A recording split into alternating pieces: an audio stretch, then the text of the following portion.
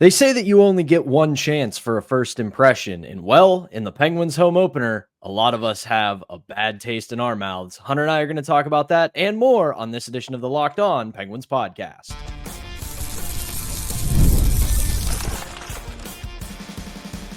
Your Locked On Penguins, your daily podcast on the Pittsburgh Penguins, part of the Locked On Podcast Network, your team every day.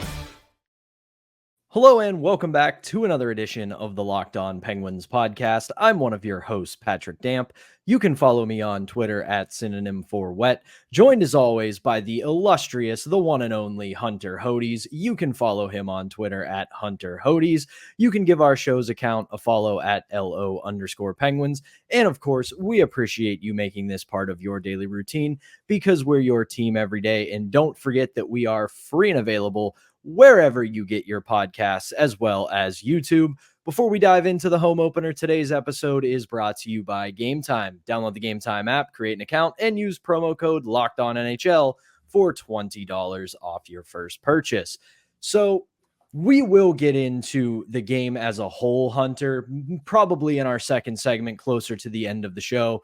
But we are going to kick this episode off with the one thing that I think everybody in Penguins land wants to talk about after that disaster of a home opener last night against the New York Rangers that saw them lose 6-0 in what was just a disastrous performance. It was one of the worst home openers in recent memory and one of the worst season openers in recent memory. But we got to start with a guy who has so much pressure on his shoulders right now. He has to be a guy that has to perform, especially after the way last season ended. And that's the guy between the pipes, Tristan Jarry. And there's really only one way to put this. He is officially a problem. Now, I want to throw this caveat out to start the show, and I'm going to say this multiple times during this episode, and I'm sure you will as well. It's one game. It's one of 82. They have 81 more to play, and things can change in a day, in a week, in a month.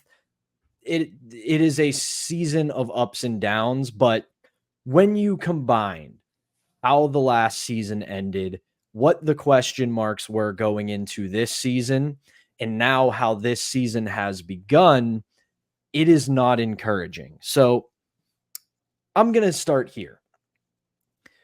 I understand that people rightfully, and I am among them as well, have questions about the head coach. Has he been here too long? Is he too stubborn? Does he need to change? Should the organization look to move on from him? All of it is understandable. All of it, frankly, is justified because this is what sports are. It doesn't matter who you are. It doesn't matter if you're Bill Belichick. It doesn't matter if you're Scotty Bowman. It doesn't matter who you are in the coaching world. All of them have shelf lives. You are hired to be fired. But when you look at last night's game, they give up six goals officially, and a seventh gets called back from an offsides review.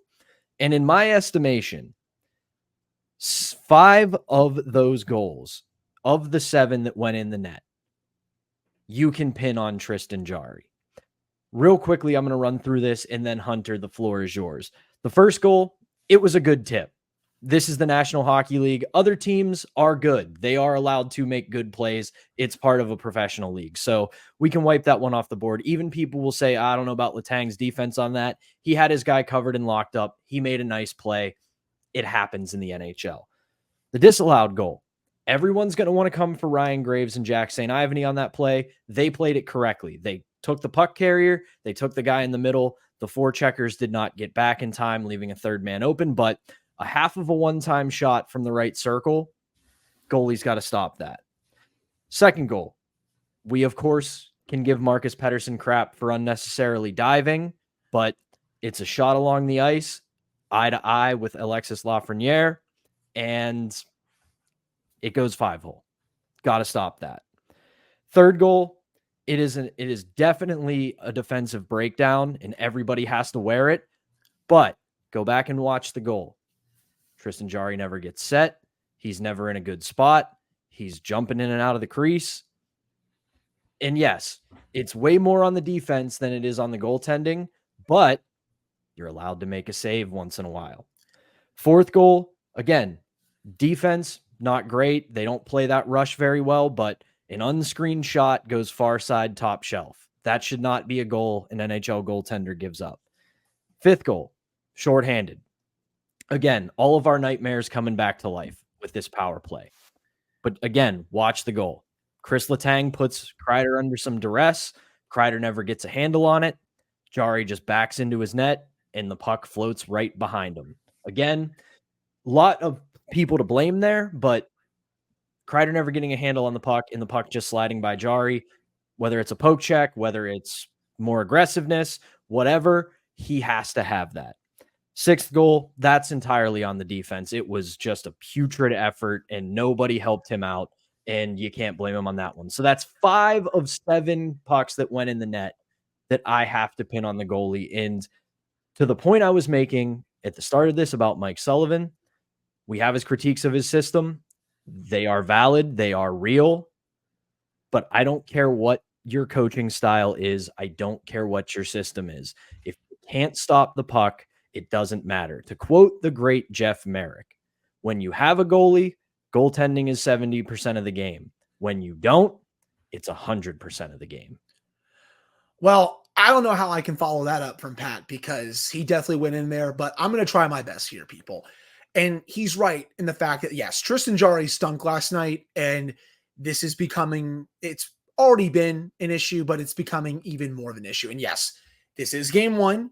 Let's see how he adjusts to the later games. But after the way he ended the season, the way that he was basically benched for the final few weeks for Alex Nedeljkovic, who honestly, as those games were coming down, wasn't playing that well. The team was just scoring a bunch. And then you start this season here, the second half version of 35 showed up last night.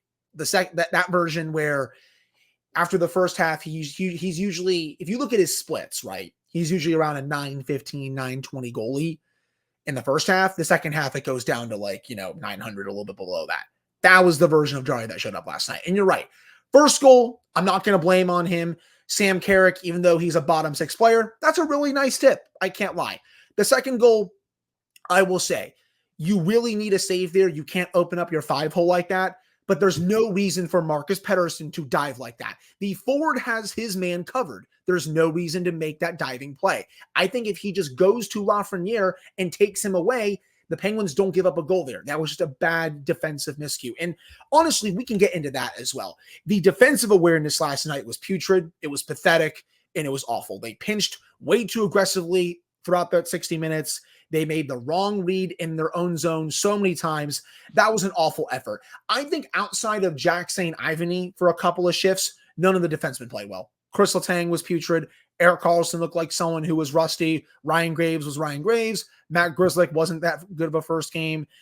Jack St. Ivany was, again, had a couple of decent shifts. Outside of that, nothing doing.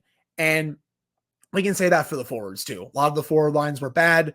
The third line was probably the best line on the ice. We'll get into that in the next segment, but that was a total failure of a performance from everyone out there. That performance reminded me of the game where they got blown out by the Capitals when the team realized that Jake Gensel was getting traded last year. That's what that game looked like last night. After the first 10 to 13 minutes, that team quit. It looked like they just didn't really want to play because they had a couple of decent chances those first 10 to 13 minutes. They were forechecking. They were getting time in the offensive zone. They were playing at least fine defensively. That all went out the window after the first 10 to 13 minutes. It honestly felt like that goal just kind of deflated them, especially the one later on in the first period that made it 2-0. It felt like that goal totally deflated them for the rest of the game. And I know I'm probably going all over here with my thoughts, but just to really sum it all up, man, just a terrible, disgusting performance in the first game of the season. And I understand people. This team's not a Stanley Cup contender. They're not selling themselves as a contender. So I think the loss would hurt more if they were a contender. But I also will say that type of performance is not good enough from everyone. I don't think Crosby played well. I don't think Malkin played well. I don't really think basically anyone played well outside of the few shifts from the third line. Cody Glass, Jackson Ivany a little bit, maybe Anthony Beauvillier a little bit. Otherwise, not really too much. But Tristan Jarry needs to be so much better. That goal from Lafreniere, you need a save there. The third one, I mean, that was, I feel like, way more of a defensive breakdown. I think Jarry really had no shot on that one. The one after that, though, Pat, you're right. The one that glanced off his shoulder, that can't go in. And then the shorthanded one, we have a bingo on that one, the shorthanded goal from last year, baby. But seeing Chris Letang try to defend that, I just said to myself, I'm like, wow, he's old. Because the prime Chris Letang shuts that thing down.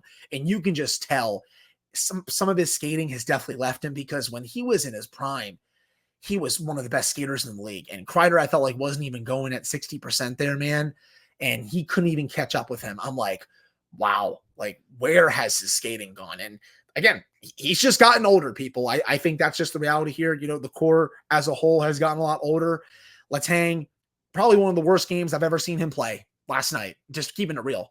And I do think as a whole, we're going to see what this team is made of tonight against the Red Wings. I do expect this team to play a lot better.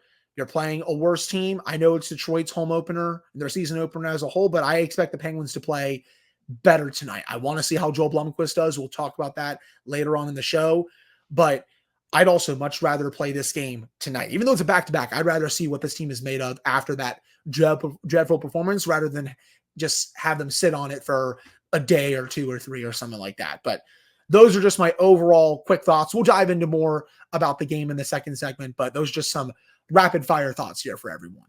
Yeah. And real quick before we head to the second segment, which we will continue to talk about this game, because for it only being the first of 82, there is a lot of meat left on this bone, so to speak. But one last thing about the goaltending, and then we'll move on here is something concerning that I looked up today. Tristan Jarry has not had a game where he has had an above 900 save percentage since March 14th of this year. In those games, 739, 868, 800, 857, and last night, 854. And listen, the league average goaltending, and I'm talking average, I'm not talking elite, I'm not talking terrible, is just a couple ticks above 900. And he's struggling to get there. And that is a massive problem for a goaltender who is making $5 million a year. He eventually has to live up to that contract. But we will keep this discussion going about last night's home opener in the second segment when we come back. But first, we got to tell you about our first sponsor, and that is FanDuel. NFL fans, you can start the season with a big return on FanDuel, America's #1 sportsbook. So when you get a hunch in the middle of the game, you can check out the latest stats, view live play-by-play, and so much more on the same page where you place your bets. And you'll get started with $200 in bonus bets guaranteed when you place your first $5 bet. So head over to FanDuel.com and get started with America's #1 sportsbook.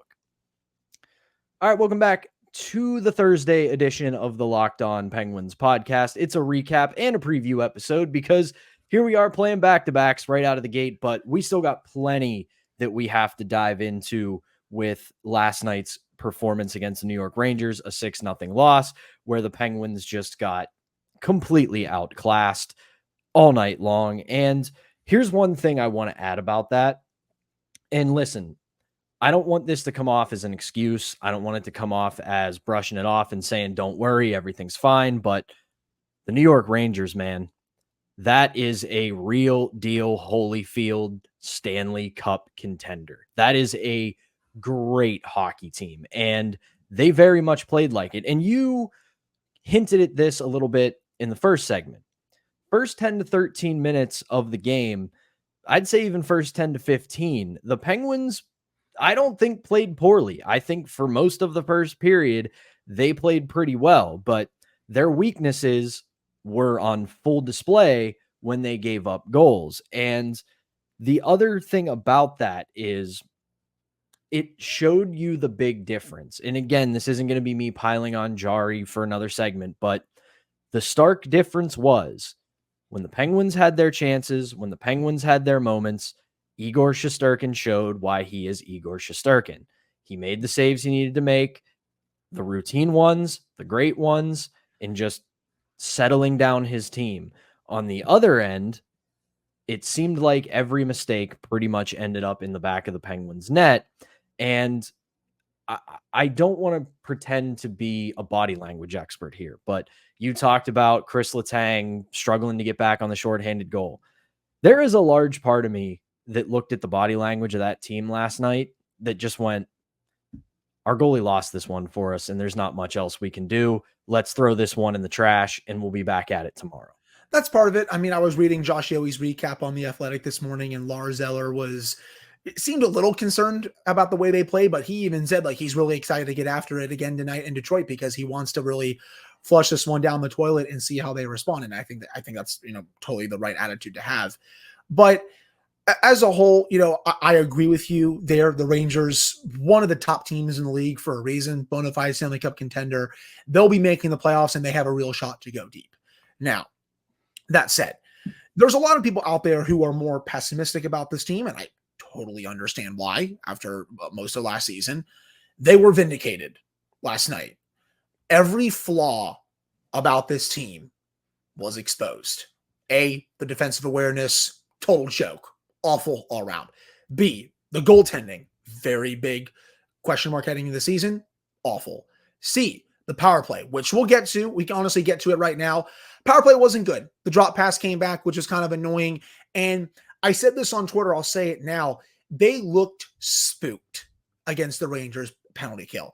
The Rangers play a very aggressive penalty kill. They have one guy that comes up pretty high and puts a lot of pressure on the Penguins puck carriers, and that spooked them. You could see when Letang was at the point, he was taking too long with his decision-making, and it was allowing the Rangers to A, have easy clears, or B, having really good shorthanded opportunities. And then obviously they had the goal later on, but it was spooking them. They were taking too long with the puck on their sticks. You got to make quicker decisions, especially when you have a penalty kill that's pressing high like that. You want to be able to make those quicker decisions, draw them down low, open up the shooting lanes. They weren't doing that at all last night against the Rangers penalty kill. So power play, definitely not good. And as for Mike Sullivan, you talked about this in the first segment. I think with Sullivan, they've made it very clear that they believe in him. And I mean the front office, and I mean the ownership group.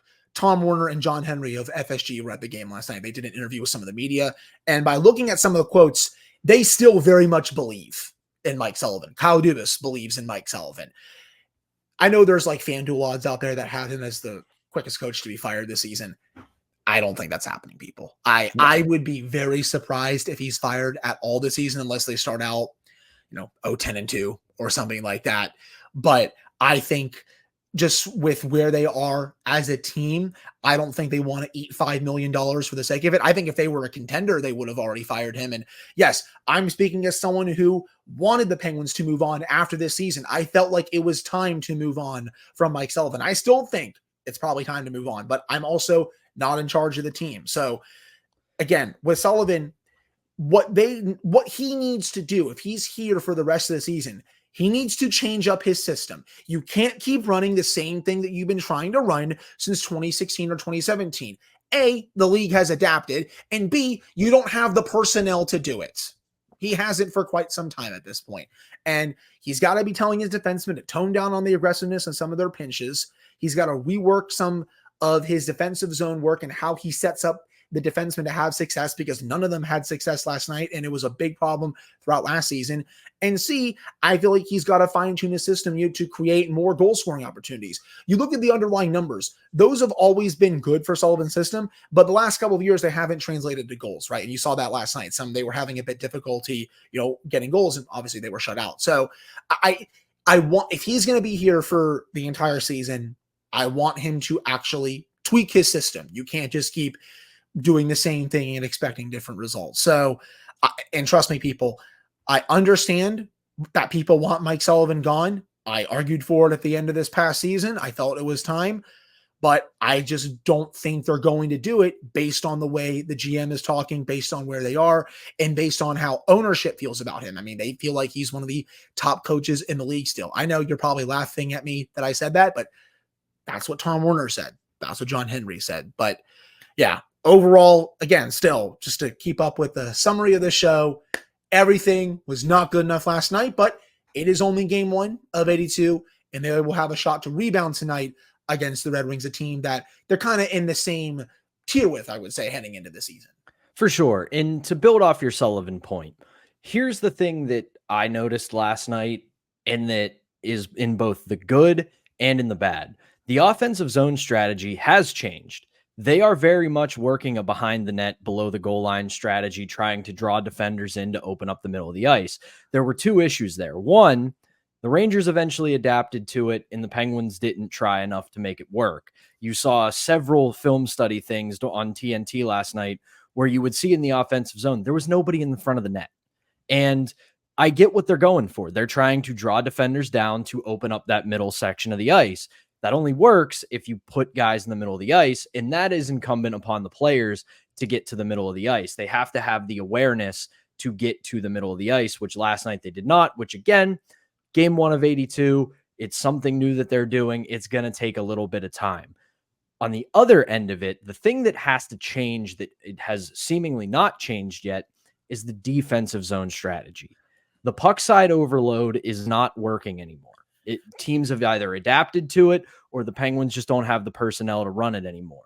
So I don't think there's any shame in simplifying this, in making it a box and one strategy where your defensemen play down low, your wingers play up top, and your center is your rover. And he supports the puck, supports the defense, and helps kickstart the breakout. And then you head on out of the defensive zone. So those are the 2 things I can see.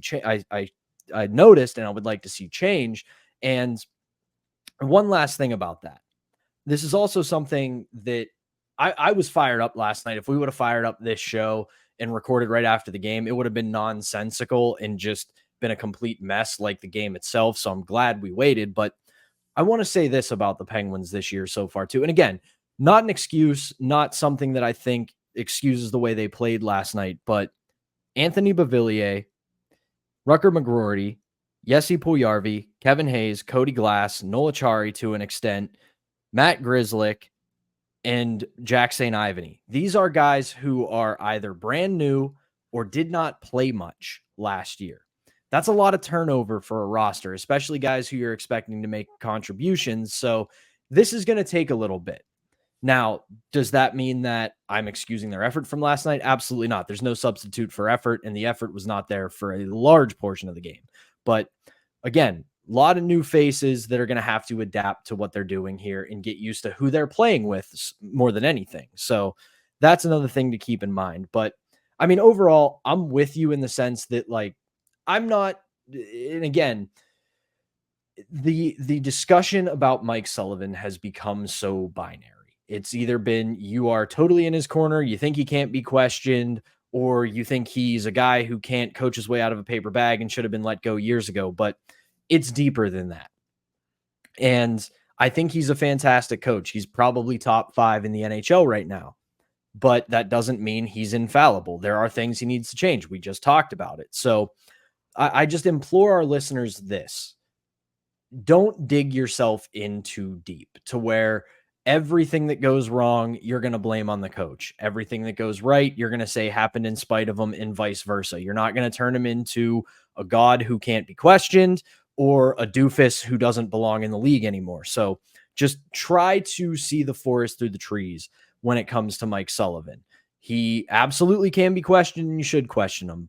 And he absolutely has his flaws and makes mistakes, and we have seen them on full display for the last couple of years. So that's where I pretty much land with Mike Sullivan and this team. But tonight, they get a second crack at the can as they head to Detroit to play the Red Wings at Little Caesars Arena. And Hunter and I are going to get you ready for that game in our final segment. But before we do that, we got to tell you about our last sponsor, and that is Game Time.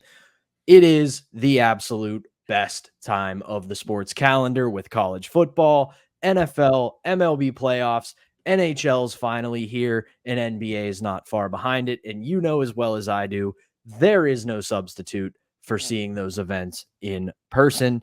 And Game Time is the app to get you tickets to all of those live events. And they have a new feature called Game Time Picks that makes getting tickets for your favorite live events even easier. Game Time Picks filters out the fluff and shows you only incredible deals on great seats, so you don't have to waste time searching through thousands of tickets. You can customize your spot, and you can have things such as Game Time Picks, which will help you save money up front when you toggle in all-in pricing. That shows you your total right up front, so you're not hit with any of those annoying fees at checkout. The seat view will get you a panoramic view of your seat in the app before you purchase. And with Game Time ticket coverage, if you find the same seat at a lower price, Game Time will credit you 110% of the difference, and your purchase is covered with the most flexible customer service policy in the ticketing industry. So take the guesswork out of buying tickets, download the Game Time app, create an account, and use code LOCKEDONNHL for $20 off your first purchase. Terms apply. Again, create an account and redeem code LOCKONNHL for $20 off. Download Game Time. What time is it? It's game time. All right, welcome back to the Thursday edition of the Locked On Penguins podcast. I'm Patrick Damp. That's Hunter Hodes. And hey, guess what? We get to have amnesia from the home opener because they get a second shot at it. And before we even get started, you kind of already said it, Hunter. This is kind of an ideal situation because there is no time to sit in your misery from that home opener performance, because 8 o'clock tonight, Little Caesars Arena in Detroit, you're going up against the Red Wings, and you have a shot at redemption because it's game 2 of 82, and we know the Stanley Cup is not won or lost in October, so they have a chance to jump back to 500, get a couple points on the board, and wash that terrible taste out of their mouth. The Detroit Red Wings, however, home opener, season opener, you know they're going to be juiced up, so you got to be ready for that. You kind of hinted this to me before we hit record. Pretty solid forward group in Detroit, but then you look at the back end and, it's rough. I mean, they have Ben Sherratt getting top pairing minutes with Mo Seider. That should tell you all you need to know about their defensive group. And don't get me wrong, Mo Seider's awesome. He's probably one of the more underrated defensemen in the league, but pairing him with Ben Sherratt, it's not that good, obviously. Jeff Petrie, I think he had a decent year last year for them. He's on the second pairing with Simon Edvinsson, and then Oli Mata with Eric Gustafsson on the bottom pairing. Overall, a unit that really doesn't inspire a lot of confidence. Goaltending-wise, they're starting Ville Husso tonight, who played really well in that preseason game against the Penguins. That was the Penguins' mostly their A team, I would say, and Husso made a couple of really big saves, especially at the end. He'll look to carry that play over into this game. But their forwards, that's definitely the strong suit of this team. A top line of Alex DeBrincat, Dylan Larkin, Lucas Raymond. I mean, Raymond last year really came into his own. More people need to be talking about Lucas Raymond, and he crushed the Penguins quite a bit last year. I mean, he was crushing teams down the stretch quite a bit. I felt like he was their best player, especially down the stretch last year. He's turning into a star before our very eyes. The Penguins will have to keep an eye on him, especially. You have Patrick Kane on the second line with JT Compher and Vladimir Tarasenko. Remember, Penguins tried to get Tarasenko over the offseason, but he ended up signing in Detroit. I do like that move for the Red Wings. They could use more goal scoring. Third line, you have Michael Rasmussen, Andrew Kopp, and Christian Fischer. And then you have Joe Veleno, Jonathan Berggren, and Tyler Mott on the fourth line. So I think their forwards definitely a bit deeper compared to last year, but defensively still not that strong. Goaltending wise, a bit questionable as well. They're in the same type of tier that the Penguins are. I think I see the Red Wings as a team that's going to be fighting to get into a wild card spot like they were last year, similar to the Penguins. So I do feel like even though the Penguins failed the test last night going up against a true contender, they should be able to play better tonight. I'm not guaranteeing a win by any means, but I do expect them to play much better tonight. And I'm excited to see how Blomqvist looks. First NHL start, going up against a playoff hopeful team. Still quite a bit of good NHL talent there. How does he play in his first game? I'm really excited to see how he looks overall.